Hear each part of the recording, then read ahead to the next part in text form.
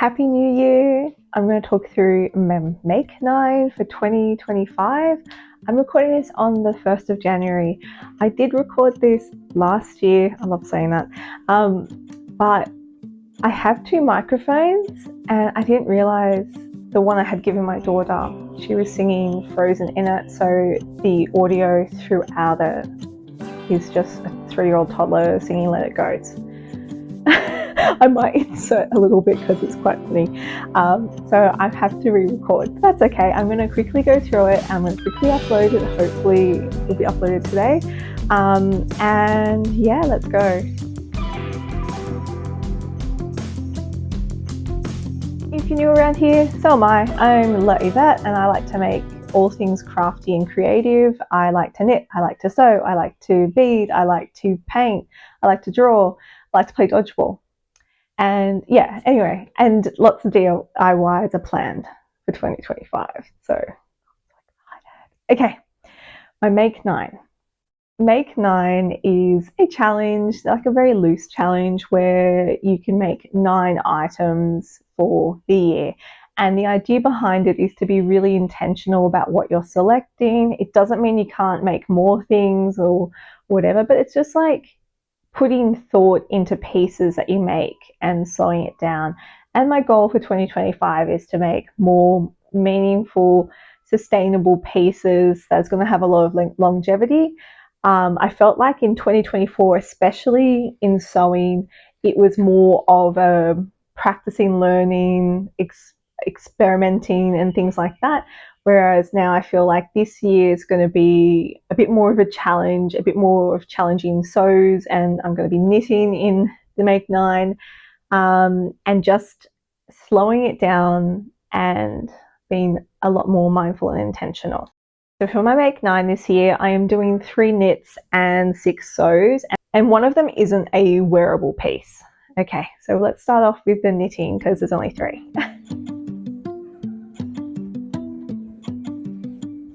Up is I'm going to be making a lot of petite knit. It's all going to be petite knit. I have those patterns already, so that's why. And I'm a newbie. I'm a newbie, so anyway, okay, first up is the Monday sweater, and I am making that because I had my most favorite jumper in cobalt blue, and I bought it 3 years ago. Anyway, last year I shrunk it, and I'm very devastated because I tried to unshrink it and I just made it worse, and I'm very sad about that. So I'm going to make it in this yarn. It is from Bendigo Woolen Mills. It's the classic 8-ply. It's the exact same color match as the jumper I had, and I really want to cast this on right now because I really miss that jumper and I need it for winter. It was like my staple all winter, and like at the very end is when, anyway, I'm devastated. So gonna make that, and I've already got my yarn, so it's pretty good. Next up, I thought would be like a bit of a palette cleanser for big projects, and that is to make the Oslo hat by Petite Knit. I bought this yarn when I was over in Tasmania, and it is just a beautiful mix of like pinks and oranges, and to be honest, actually the camera looks like it's picking it up pretty well. Maybe a bit brown where it's not. And it's just a 4-ply skein, 100-gram skein. I am thinking of pairing it with something else. I've always wanted to have a very simple, basic, bright orange beanie. And I was thinking of pairing it up with, I bought this online. Unfortunately, the color's not right, and I was thinking of pairing them up together, but I feel like this color is going to overtake the gorgeous variegation of this. So if anyone has a suggestion of to make this like a bright orange, if anyone has a suggestion of what to pair this up with, please let me know. This won't go to waste. I mean, it'll be in my stash for a while, but yeah, it's beautiful color. It's just not my color. Yeah, that's the tricky bit of buying yarn online. Last but not least, last year I wanted to buy a crew neck chunky red cardigan, and I couldn't find one anywhere that didn't have like polyamide or made out of acrylic or something like that, and that kind of annoyed me.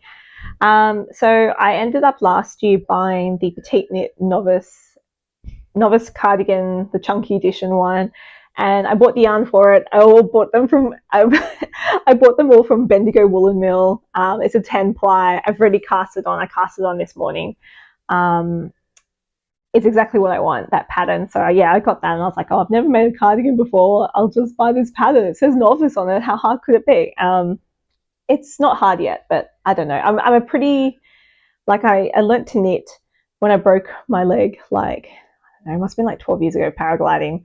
And so dumb. And then so I was on the couch a lot, and then that's when I learned to knit. And then I was only making like beanies and scarves and stuff. I knew nothing about blocking, and then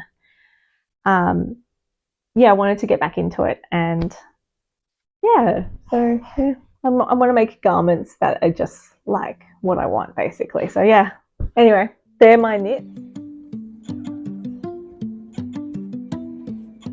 Okay, next up is sewing. I'm not doing it in order of makes or anything like that. I'm just doing it in what I thought I'd like to make this year.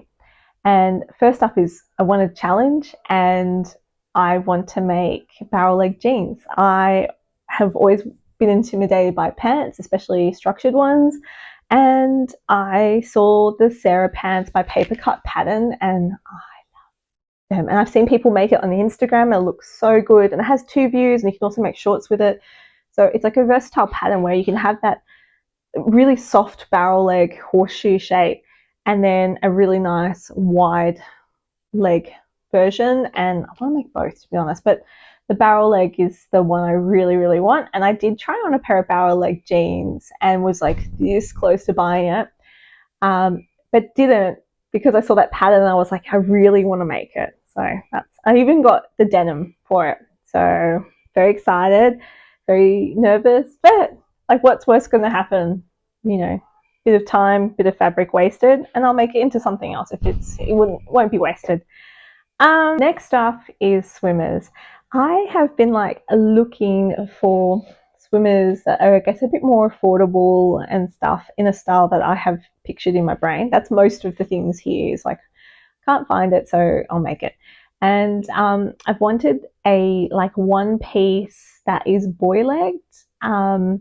And I have seen them online, but they're really expensive. I found a pattern similar, and I'd like to kind of edit it, but I like this pattern as well. And it is, oh gosh, it is the Ava play suit by Edgewater Avenue, and it's used as like, you know, exercise play suit thing, and you can just put like a shirt over the top, and it's like this whole one piece, and it looks really good.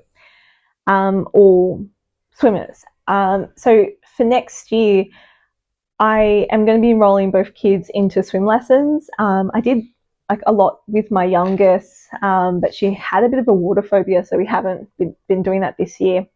But she's very keen to go back to swim lessons, and my son needs to go. So I'm going to be in the pool with them a lot. So swimmers, I think, is a very essential thing, and swimmers that I feel comfortable and good in and can move around in is essential for me. So next up is a blouse.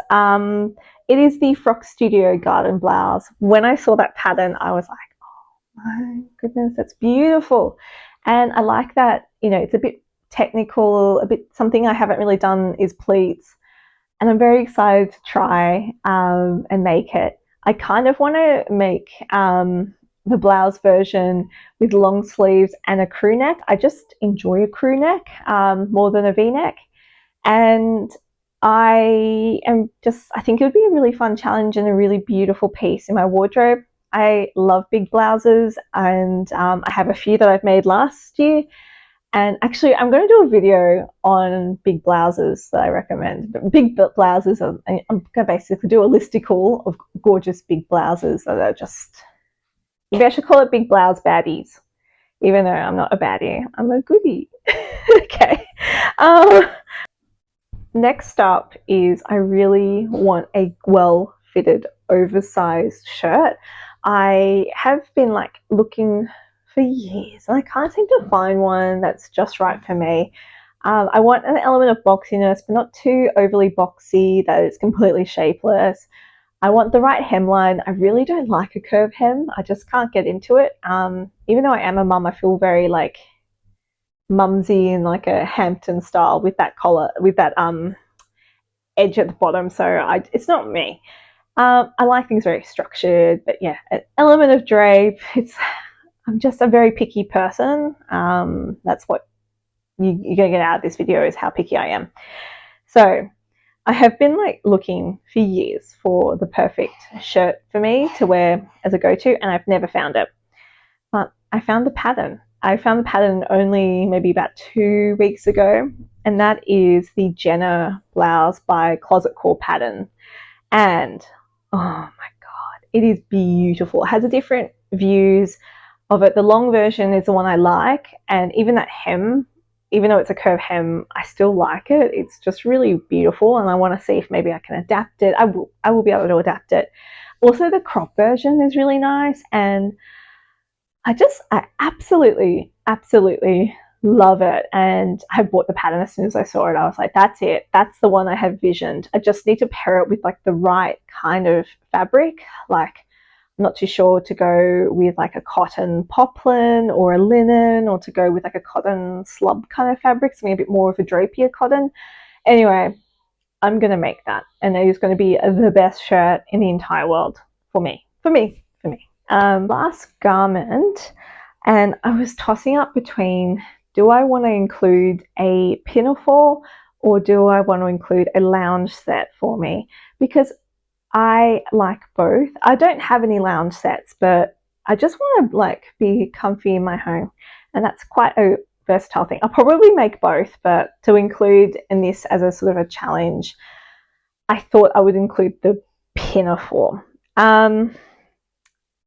So I love wearing pinafores. I've got a few from like op shopping and stuff like that.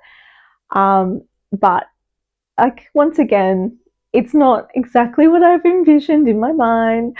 So I want to make one, and there's a few different patterns that I just love. I saw the olive pinafore by Tilly and the Buttons, and it's like a button down one, and it's just a really gorgeous one, and I think it's versatile for both like summer and winter. But I think I am going to settle on, which is a bit annoying because it's not size inclusive, the Eyes Are in Stitches Astrid DIY dress. It's got like 4 different necklines, and 3 of them I would make pinafores and just adjust it a bit, and dresses out of it. So I thought it's a bit more of a versatile pattern. I'm just so annoyed that it's really not size inclusive. I have made a pattern from her before, which was the Antoinette blouse, and it's one of my favorite patterns. And yeah, that kind of bummed me there. I kind of feel like with 2025 or 2024 last year, like, we've got to be a bit more size inclusive as a default. Like, it's just, I feel like it's a little lazy. So I am thinking about that, but if there is any other recommendations that someone has out there for a really good pattern where I can make those kind of necklines, let me know. It's inspired by a dress I already own, by Mian & Co, which is an Australian like mum brand, and there's a focus on like lots of linens and beiges and stuff like that. I bought a slip dress from them, and it is just like, even if I'm like feeling like a rubbish, like absolute rubbish, and I'm just like sick or whatever, I put on that dress and I feel amazing. Like, I just feel amazing in it, and I'm like, oh, I'd like this in a few different versions, like a pinafore style, maybe a different color because that's black. And yeah, so I think that's the pattern I'm going to go for. I just realized I didn't actually do my number 9. I got distracted by children, as always. So the last but not least on my list is a quilt. I'm going to be making the Jennifer Jones Dorothy quilt, and it is gorgeous. I absolutely love it. There was a few others that I wanted to make. The Glad Hand Sew quilts, which they did just one called the Modern Quilt. I really like that. I mean, there was so many that I was just like, yes, I want to make all of them. But I am aware that, like, quilting is a very difficult thing. Haven't quilted really before, just done a few patchwork sort of stuff. I'm looking at making like a queen size bed one potentially, and a few throws. So I might just like dabble in the throws first and then go into a bigger project. But if anyone has any recommendations on who to follow who does quilting, like, and is a really, really good resource, please let me know. It is going to be a bit ambitious, but I think I can do it, and I think it'll be fun, and it will tie in with all my other stuff that's happening in the new year. So, oh no, I'm currently in the new year. It's the first this year. Yeah. Yeah, sorry about the weird editing and weird angle. I didn't want to set up my tripod and I just want to get this video out there because I've recorded it twice. Intentionality is the focus of Make 9 for me this year, and I don't think I would have been able to have done Make 9 in previous years with that in mind, even though I'd want to.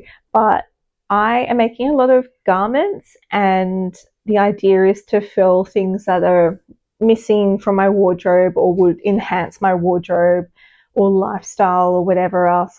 Um, I think in I think the only way I was able to do it was by doing that style challenge that I did for myself, where I did 100 days of mum outfits. And I did that in the midst of having really bad postpartum depression and completely losing myself into motherhood and feeling completely lost. And I thought I could get a sense of control back with some one little thing, which is, what is my personal style? Like, what is it? And it worked. Like, I just, FYI, like, now I know what my personal style is. I've really honed in to things I like, I enjoy, and I've decluttered a lot and want to declutter a lot more. And yeah, so all I'm basically rambling is that I wouldn't have been able to do it if I hadn't really understood what my personal style is. So sorry for the abrupt ending. My mic again played up when I was trying to get my daughter to speak into it because yeah. So I couldn't do a proper outro, but thank you so much for watching and Happy New Year, everyone. And yeah, have a good one. Bye.